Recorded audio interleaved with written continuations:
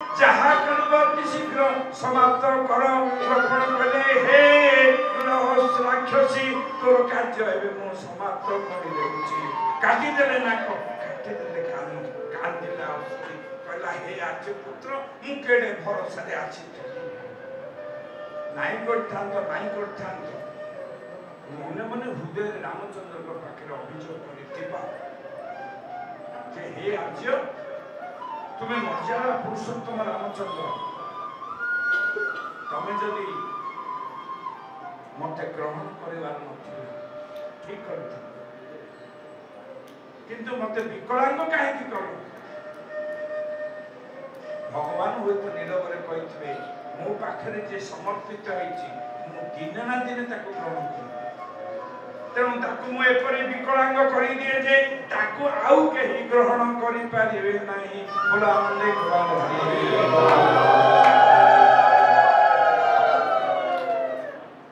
सेई असुरुनी जन्म जन्मांतर धरी द्वापरर एबे बुझी हेछि मते विकलांग ताकू आउ के ग्रहण करिवे नाही कारण थरे भगवान उत्सर्ग हो जाइछि सी आसिला नाभिरु शिर जाए बोली आनंदे देला हुड़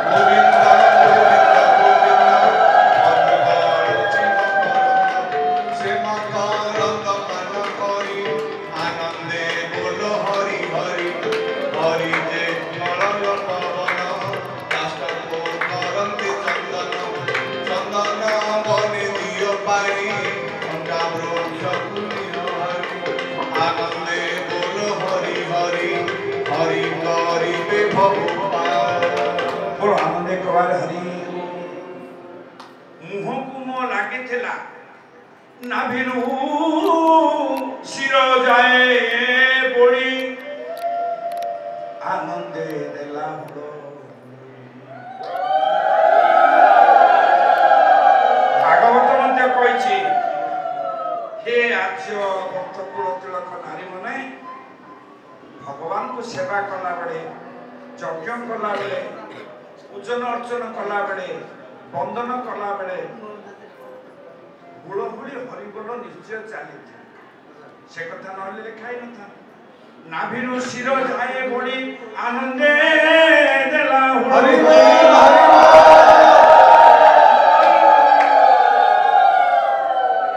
कपाळे देला ठिया चिता ए हृदये लंबाई मुकुता गोविंद गोविंद गोविंद कपाळे देला ठिया चिता हृदये लंबाई मुकुता आनंदे बोलो हरि हरि हरि करि मे भक्ति पारि एमिति उडे सिरी टाणी देला कृष्ण करो मुक्ता हार गोटे थिला लंबे देला और हमको कला से ही मत हसी उठते जगन्नाथ गोविंद गोविंद गोविंद पदगार चे मकरंद जेतेबेला कुबुची बलराम को मध्य बेश करला भागवत लिखिसंदी राम को कले से मत हसी उठते जगन्नाथ पचारि बाबा ये जगन्नाथ महाप्रभु कृष्ण तमे हसिलो काहे ना हसिबेनी एटा कुबुची थिला बेले जाको एबे बेश करूची से मो सान भाई लक्ष्मण थी ए बार से बलराम हित आइछि से तो मो पाखे समर्पित होइतला से तो मोर बड़ आ बड़ भाई तो कोन अंधारी पकोचे करते राम को कला से मत ए हसी उठते जगन्नाथ गोविंद गोविंद गोविंद पदगार चे मकरंद ए दया सागर दामोदर धइले कुबुजी रकर गोविंद गोविंद गोविंद पदगार चे मकरंद भगवान कोन कले आज काली भरिया हेलो हैंड शेक करि देले दया सागर दामोदर धइले कुबुजी रकर आउ कोन कले ना बाम हस्त को पुष्टे दे दक्षिणे ओष्ठ को लगाई गोविंद गोविंद गोविंद पदगार चे मकरंद बा हातटा କୁବୁଚିର ତଳ କୁଜରେ ଠିକେଇ ଦେଲେ, ଦକ୍ଷିଣ ହସ୍ତରେ ମୁଠ ତଳେ ଲଗେଇଦେଲେ, ଆଉ ଅଳ୍ପ କରିଦେଲେ ଟେକି କୋଏ ହସନ୍ତି କାହା ଦେଖିଲେ ଗୋବିନ୍ଦ ଗୋବିନ୍ଦ ଗୋବିନ୍ଦ ପାଦରେ ପାଦ ଦେଇ ଅଳ୍ପ ଧୀରେ ଟେକି ଗୋବିନ୍ଦ ଗୋବିନ୍ଦ ପାଦ ଉପରେ ପାଦ ଦେଲେ, ବାଁ ହାତରେ ଢୁକେଇଲେ ପଛ ପିଠି, ଦକ୍ଷିଣ ହସ୍ତରେ ଓଷ୍ଠକୁ ଲଗେଇଲେ, ଆଉ ଅଳ୍ପ ଟେକିଦେଲେ। ଟେକିଦେବାରୁ ଗୌଡ଼ ପିଲାମାନେ ପୁଏ ହସିଲେ ତାହା ଦେଖି। ହଇରେ ଗୌଡ଼ ପିଲା କାହିଁକି ହସିଲ? ନା ହସିବୁନୁ, ଆମ ଗାଁରେ ଏମିତି କରୁଥିଲା, ଏଇଠି ମତେ ତା ଆମେ ହସିଲୁ ଯଦି ଅଳ୍ପ କରିଦେଲେ ଟେକି ପୁଏ ହସନ୍ତି ତାହା ଦେଖି ଗୋବିନ୍ଦ ଗୋବିନ୍ଦ ଗୋବିନ୍ଦ ଲାଗନ୍ତେ ଦାମୋଦର ବୁଝି ହୋଇଲା ସୁନ୍ଦର ଆନନ୍ଦେ ବୋଲ ହରି ହରି ହରି କରିଲେ ଏ ଭଗବାନଙ୍କର ହାତ ଲାଗିଯିବାରୁ ବୁଝି ଆଉ ସୁନ୍ଦର ହେଇଗଲା। ଏବେ ଖୁବ୍ ସୁନ୍ଦର। ସିଏ ଭାବିଲା ମୋର ଆଉ ରାଜକାର୍ଯ୍ୟ ଦରକାର ନାହିଁ, ଯୋଉଥିପାଇଁ ବଞ୍ଚିଥିଲି ବଞ୍ଚିବାର ମାଲିକ ମିଳିଗଲେ। କହିଲେ ହେ ହଇ ହେ ଶୁଣୁଛ, ଚାଲୁନ ଆମ ଘର ଆଡେ ଯିବା।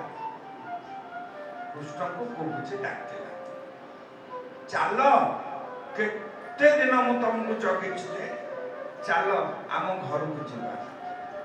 କୃଷ୍ଣ କହିଲେ ଚାଲ, ମୁଁ କଣ ମନା କରିଛି, ଚାଲ, ମୁଁ ଆସିଛି। ବଳରାମଙ୍କ କାନରେ ପଡିଲା, କହିଲେ କନେଇ ତୁ ଆସିଲୁ କୁଆଡେ, କରୁଛୁ କଣ? କର୍ତ୍ତବ୍ୟର ଆହ୍ୱାନ କୋଉଠି ଅଛି? ଇଏ ଅଣ୍ଟିଲାନି, ବନ୍ଦ କରେ। ଏଇ ଲୀଳା ପାଇଁ କରିଥିଲେ ଭଗବାନ। କହିଲେ ହେଇଟି ସୁନ୍ଦରୀ ତମେ ଯାଅ, ମୁଁ ଦିନେ ଆସିବି। ଏଠି ଧ୍ୟାନ ଦିଅନ୍ତୁ, କାହାକୁ ଜବାବ ଦେଇଦେଲେ ଥରେ ଆସିବି ଥରେ ଆସିବି, ଥରେ ଅପରକୁ ଦେଲେ, ଏବେ କୁବୁଚିକୁ କହିଲେ ତୁମେ ଯାଅ, ଦିନେ ମୁଁ ଆସିବି। କୁବୁଚି ସେଦିନ କହିଲାନି ହେ ଭଗବାନ ଯେବେ ଆସିବ ଏକା ଆସିବ। ଦିନେ ଆସିବ ବୋଲି କହିଥିଲେ ଆସିଲେ, କିନ୍ତୁ ଗଲେ ଲୋକ ଧରିକିରି ଗଲେ ଘର। କୁବୁଚି ବସେଇଲା, ବନ୍ଦାପନା କଲା, ଆଉ ଦିନେ ଏକା ପାଇଲା, ଆଉ କୁବୁଚି ଆଉ ସମୟ ଲାଭ କରିଲା। ସୁଧୀବୃନ୍ଦ ଆଗକୁ ଆଗକୁ ଆଗକୁ ଆଗକୁ ଗଲେ। ସମସ୍ତେ କୌତୂହଳରେ ଚାହୁଁଛନ୍ତି ଇଏ ବ୍ୟତିକ୍ରମ ବାଳକ ଦଳ କୋଉଠୁ ଆସିଲେ। ଧନୁଯାତ୍ରାରେ ପ୍ରବେଶିଲେ, ଧନୁକୁ ହସ୍ତେ ସ୍ପର୍ଶ କଲେ। ଭଗବାନ ଭାବିଲେ ଧନୁରେ ବିଘ୍ନ ନହେଲେ ତ ସେ ମରିବନି, ଯଦି ବିଘ୍ନ ନ ହେଇକି ମୁଁ ମାରିଦେବି ତାହେଲେ ନାରଦ ନିନ୍ଦିତ ହେଇଯିବ। ତେଣୁ ଧନୁ ଦେଖୁ ଦେଖୁ ଆଜିକାଲି ଭାଷାରେ ହେଲେ କଣ ଗୋଟେ ନାଟୁ ଗୋଡ଼ ଢିଲା କରିଦେଇଥିବା, ଗୋଟେ ଭାଙ୍ଗିଗଲା ପ୍ଲେଟ। ପୂଜାରୀ ଅତର୍କରେ ଥିଲା, ସେ ଦୌଡ଼ି ଆସିଲା, କହିଲା ଏ ଗୌଡ଼ ପିଲା ଜନ ଜନ ଜନ। ଭଗବାନ କହିଲେ ଆଉ ଯିବାର ଗୋଟାଲି କାମ ସରିଗଲାଣି, ବୋଲା ଦେଖୁବାର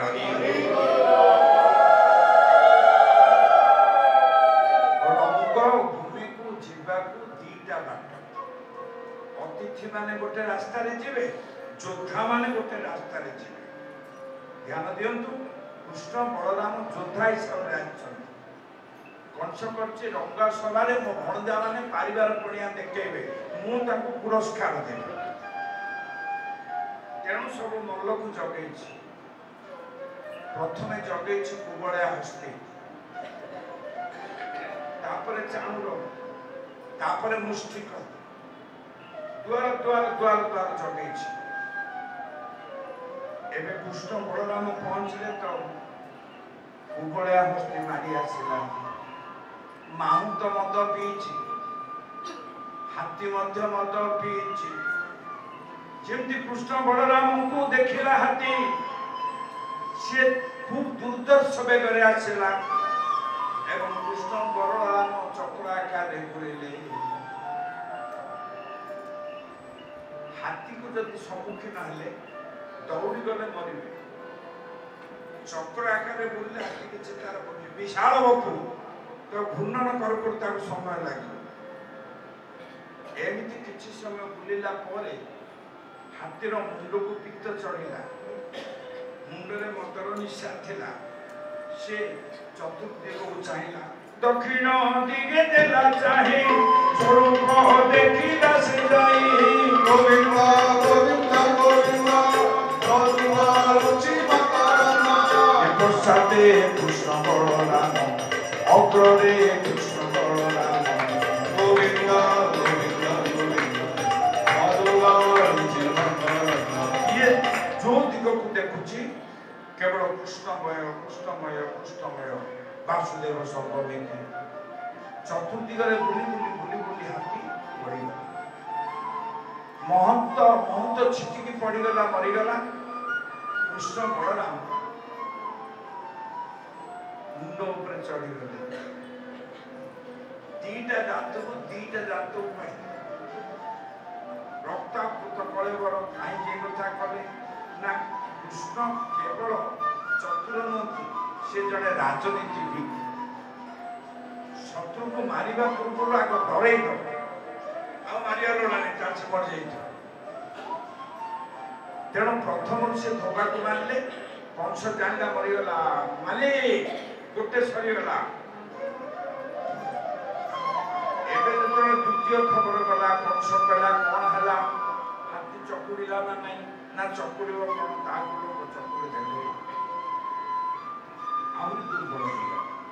ତାପରେ ଚାଣୁର ଜଗିଥିଲା, ଚାଣୁର ସମର ଗୁରୁତ୍ୱର ଥର ଥର ଧରା କୃଷ୍ଣ ଚାଣୁର ସମର ଗୁରୁତ୍ୱର ଥର ଥର ଧରା ହୋଇଲା।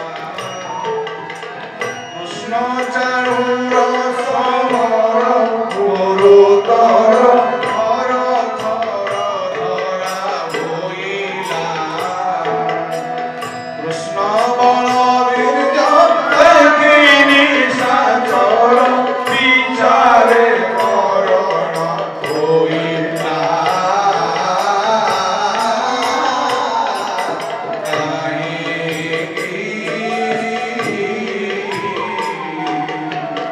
ବୋଲି ମୋ ରାଜନ ଭଜନ ହରି ଗୋପାଳ ଅଗ୍ନି ପ୍ରବଳ ଦହିବନ ତୃଣ ଜୀବନ କାହିଁକି ହରି ମୋ ରାଜନ ଭଜନ। କେଡ଼େ କଥା କଲି, କାହିଁକି ମୋ ରଜାର କଥା ଶୁଣିଲି, ମୋ ଜୀବନଟାକୁ ଦେଲି।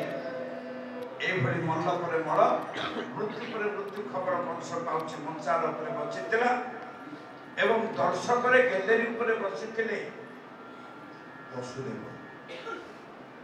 ଉଚ୍ଚ ଆସନରେ ବସିଥିଲେ ନନ୍ଦ, ନାନାଦି ଅତିଥି ମାନେ ବସିଥିଲେ। ଏ ସମସ୍ତଙ୍କର ଉପସ୍ଥିତିରେ ରଙ୍ଗ ସଭାରେ କୃଷ୍ଣ ବଳରାମ ବସିଥିଲେ।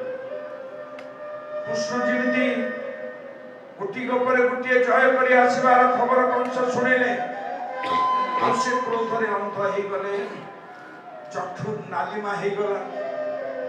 ଏ କୃଷ୍ଣକୁ ରଙ୍ଗ ସଭାରେ ଦେଖି କଂସ ଉଦ୍ଧତ ବାକ୍ୟ ପ୍ରକାଶ କହିଲେ, କେ ଅଛରେ, ଏ ପିଲା ଦୁଇଟିକୁ ଶୀଘ୍ର ମାରିଦିଅ। ସେତେବେଳେ ଭଗବାନଙ୍କ କାନରେ ପଡ଼ିଲା ଯେ ମାମୁ କହୁଛି ମାରିଦିଅ। ଏମନ୍ତେ କଂସ ମୁଖ ଶୁଣି କୋପେ ଚାହିଁଲେ ଚକ୍ର ପାଣି। ଏମନ୍ତେ କଂସ ମୁଖ ଶୁଣି କୋପେ ଚାହିଁଲେ ଚକ୍ର ପାଣି। ଗୋବିନ୍ଦ ଗୋବିନ୍ଦ ଗୋବିନ୍ଦ ପଦୁବାରୁଚି କଂସର ମଞ୍ଚାରେ ଉଠିଲେ, ସ୍ୱର୍ଗେ ଯେ ଦେବଗଣ ଥିଲେ। ଆନନ୍ଦେ ବୋଲ ହରି ହରି ହରି ହରି ବିଭବାଇ। ସ୍ୱର୍ଗେ ଯେ ଦେବଗଣ ଥିଲେ, କଂସର ମଞ୍ଚାରେ ଉଠିଲେ। ଗୋବିନ୍ଦ ଗୋବିନ୍ଦ ଗୋବିନ୍ଦ সর্বে করিলে জয় জয় ধরণী হইল ভয়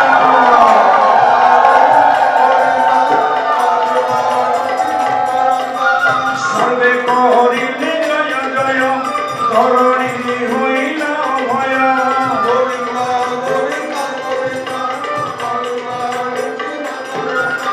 যেମିତି କୃଷ୍ଣକୁ କଂସ ଦେଖିଦେଲା କୃଷ୍ଣ ଚଢିଗଲେ କଂସର ମଞ୍ଚାରେ ଦେବତା ମାନେ ଜାଣିଗଲେ ଆମର ଅଭିଳଷିତ କାର୍ଯ୍ୟ ଆଜି ପରିପୂର୍ଣ୍ଣ ହେଇଗଲା ସମସ୍ତେ କହିଲେ ଆନନ୍ଦ ଏକବାର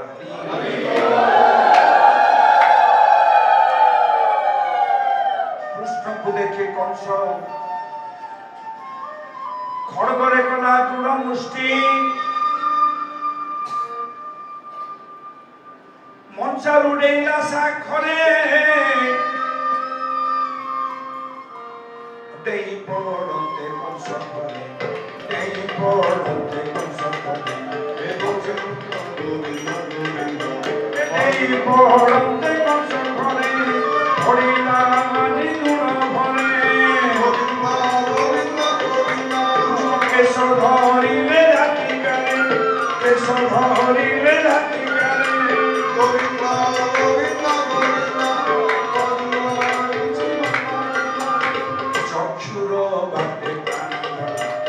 চক্ষুর বাটে শ্রীকৃষ্ণ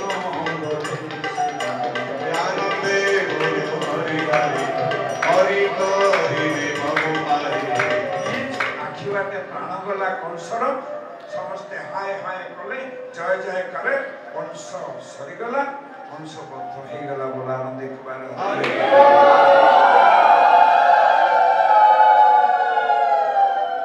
এই সময় আউ গোটিয়ে নূতন কথা কলে কৃষ্ণ সে তো রাজনীতি বিশারদ সে গোটিয়ে কামরে অনেক কামর অর্থনীতি কলে ভাই না চাল চাল ছাড় মামুটা ঠৌকিনা মরিগলা ଟିକେ ଗେଲ କରିଥାନ୍ତା ତା କୋଳରେ ବସିଥାନ୍ତୁ ଆମକୁ ଭଣଜା ବୋଲି କେତେ ଆଦର କରିଥାନ୍ତା ଚାଲ ଚାଲ ମାଇ ମାନେ କାନ୍ଦୁଥିଲେ ତାଙ୍କୁ ଟିକେ ପ୍ରବୋଧନା ଏ ପ୍ରବୋଧନାର ଅଲଗା ଅର୍ଥ ହଉଛି କଟା ଘାରେ ଚୂର୍ଣ୍ଣ କାହିଁକି ନା ହେତି ପ୍ରହେତି ବା ଅସ୍ତି ପ୍ରାପ୍ତି ଦିଟା କନ୍ୟା ଜରାସନ୍ଧର କଂସ ବିବାହ ଝିଅମାନଙ୍କୁ ଯଦି ଆମେ ଚିଡ଼େଇବା ବାପା ରାଗିବ ସିଏ ଯେତେ ଶତ୍ରୁ ଯେତେ ରାଗିବ ଯେତେ ଉତ୍ପାତ ହବ ତାର ମରଣ ସେତିକି ସେତିକି ପାଖେଇ ଆପଣ ମାନେ ଶତ୍ରୁ ରାଗିଲେ ଡରିବାର କାରଣ ନାହିଁ ଆହୁରି ରାଗ ଆମେ ନ ରାଗିଲେ ହେଲା ସିଏ ରାଗିଲା ବୋଲି ଆମେ ରାଗିଗଲେ ଆମର କ୍ଷତି ହବ ତେଣୁ ଆଉ କୁଆଡେ ନ ନେଇ ଦି ଭାଇ ଯାକ ପହଞ୍ଚିବେ ସେତେବେଳେ ମାଇ ମାନେ କାନ୍ଦୁଥିଲେ କହିଲେ ହେ ଭାଇ ମାନେ ତମେ କାନ୍ଦୁଛ ଆମେ ହେଲେ ହତ ଭାଗ୍ୟ ଯେ ଆମର ମାମୁଁ ଟିକେ କୋଳରେ ବସି ଆଦର କରିଥାନ୍ତେ ଆମ ଭାଗ୍ୟରେ ନାହିଁ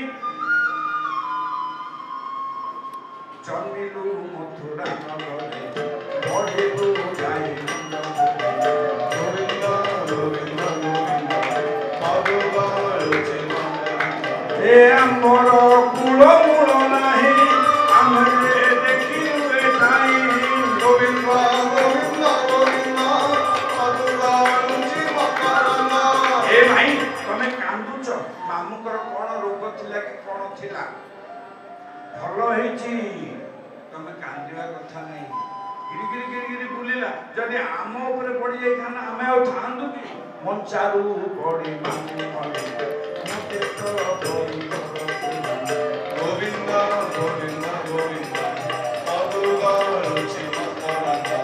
এইভଳି କାର୍ଯ୍ୟ କରି ଆସିଲେ ବାହାର ଗେଟ୍ ପାଖରେ ଟିକେ ଦୂରରେ ଠିଆ ହେଇଛନ୍ତି ଦୁଇ ଜଣରୁ ବୟସ୍କ ଲୋକ ସ୍ପର୍ଶଧାରୀ ଜଣେ ଆଉ ମା ଜଣେ ଉଭୟ କଥା ହଉଛନ୍ତି ସେ ହଉଛନ୍ତି ଜଣେ ବସୁଦେବ ଆଉ ଜଣେ ଦେବକୀ ବସୁଦେବ କହୁଛନ୍ତି ଭାଇ ତମ ଗର୍ଭରୁ ଯୋଉଟା ଅନ୍ତର୍ହିତ ହେଇଥିଲା ଆକର୍ଷିତ ହେଇଥିଲା ସେଇଟା ଏଇ ଗୋରା ଟୋକାଟା ବରୁଟା ମୁଁ ଯୋଉ ସେଦିନ ରାତି ଅଧରେ ନେଲି ଏଇ ସାମଗ୍ରୀ ନା ସତେ ମୁଁ କଣ ତାଙ୍କୁ ପ୍ରଣାମ କରିବି ନା ନାଇଁ ନାଇଁ ସେ ପୁରା ପୁଅ ଏ ଦ୍ୱନ୍ଦ୍ୱ ମଧ୍ୟ ଭଗବାନ ଦୂରୀଭୂତ କରିଦେଲେ। ଆଉ ପ୍ରଣାମ କରିବା ନ କରିବା ଅବସ୍ଥାରେ ରହିଲା ନାହିଁ। ଦୌଡ଼ି ଦୌଡ଼ି ଆସିଲେ ମାର କୋଳକୁ ଉଠିଲେ, ଛଲାଙ୍ଗ ମାରି ଉଠିଲେ।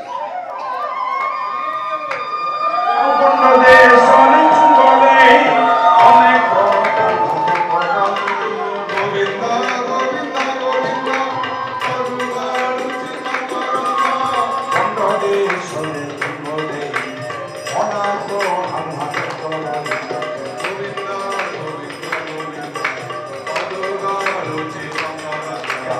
ଚୁମ୍ବନ ଦେଲେ। এই ସମୟରେ ବିକଳ ନୟନରେ ନନ୍ଦ ଦୂରରେ ଚାହିଁଛନ୍ତି।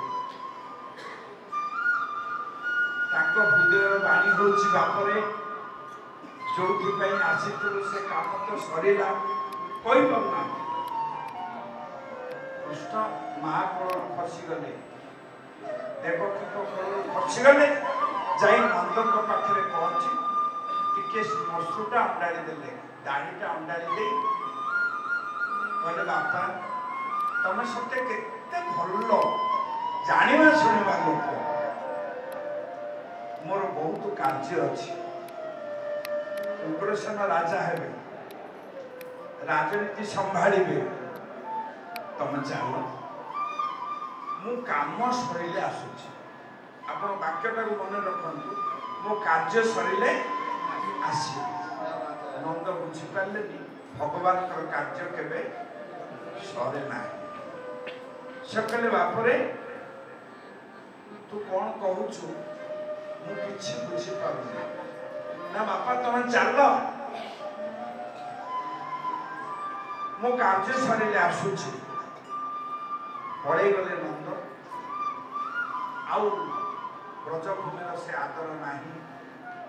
ନନ୍ଦ ଗଲା ବେଳକୁ ଗୌଡ଼ ପିଲାମାନେ ଯେ ଯାହା ଘରକୁ ଗଲେ ବିମର୍ଷ ବଦନରେ। ନନ୍ଦ ଗଲା ବେଳକୁ ତ୍ରୟୋଦଶୀ ଦିନ ସକାଳୁ ଗୋଟେ ମା ପିଣ୍ଡରେ ବସିଛି। ଚତୁର୍ଦ୍ଦଶୀ ଦିନ ସାରା ମଧ୍ୟ ବସିଛି, ଅମାବାସ୍ୟା ଦିନ ସାରା ବସିଛି, ପ୍ରତିପଦା ଦିନ ସାରା ବସିଛି। ଆଜି ହେଲାଣି ଦ୍ୱିତୀୟ ଦିନ ସକାଳୁ, କୁଆଡ଼େ ଉଠିନି କି ଗାଧେଇ ଯାଇନି, ଖାଇନି କି ପିଇନି, ଖାଲି ଅନେଇ ବସିଛି ମୋ ପିଲା କେବେ ଆସିବ। ନନ୍ଦ ଗଲେ, ଦେଖିଲେ, କହିଲେ, ହଇଏ ପିଲା ଦିଟିକୁ ଆଣିଲ, କୋଉଠି ଲୁଚେଇ ଦେଲ। ତମେ ବାବୁ ପୁଅ ମତେ ଏମିତି ଅଟଅଟା କରୁଛ, ଆଉ ଘଡ଼ିଏ ପରେ ଆସି ମତେ ହାଉ କଲେ ମଜା ଦେଖିବ ନା। ନନ୍ଦ କିଛି କହିଲେନି, ଚୁପଚାପ ଘର ଭିତରେ ପଶିଗଲେ, ପଲଙ୍କରେ ମୁହଁ ମାରି ଶୋଇ ପଡ଼ିଲେ। ଘଡ଼ିଏ ଗଲା, ଯଶୋମତୀ ଭାବିଲେ, ଆରେ ଗୋଟେ ଲୋକ ମଳିନ ବସ୍ତ୍ର, ମଳିନ ମୁଖମଣ୍ଡଳ, ମନ ଦୁଃଖରେ ଆସିଲେ, ଗଲେ କିଛି କହିଲେନି, ଘଟଣା କଣ? ଗଲା ବେଳକୁ ନନ୍ଦ ତକିଆରେ ମୁହଁ ଦେଇ ଧକେଇ ଧକେଇ କାନ୍ଦୁଛନ୍ତି। ଗୋଡ଼େଇ ଦେଲେ, କହିଲେ, ହଇଏ ତମେ କାନ୍ଦୁଛ କାହିଁକି? ପିଲେ ମୋର କାନ୍ଦି। ନନ୍ଦ କହିଲେ, ଆଉ କାନ୍ଦିବା ନାହିଁ ଯଶୋମତୀ, ଆଉ କଣ କରିବା? ଏଣିକି ଆମର କାନ୍ଦିବାର ଦିନ ଆରମ୍ଭ ହେଲା। ଆଉ ବ୍ରଜଭୂମିରେ ଆନନ୍ଦ ନାହିଁ। ଯିଆକୁ ନେଇ ଆମର ଆନନ୍ଦ ଥିଲା ସେ ଅନ୍ୟତ୍ର ଚାଲିଗଲା। ଧନରେ ତୁମର କଳା ମାଣିକ, ଆରେ କଳା ମାଣିକ। ଧନରେ ତୁମର କଳା ମାଣିକ, ଆରେ କଳା ମାଣିକ।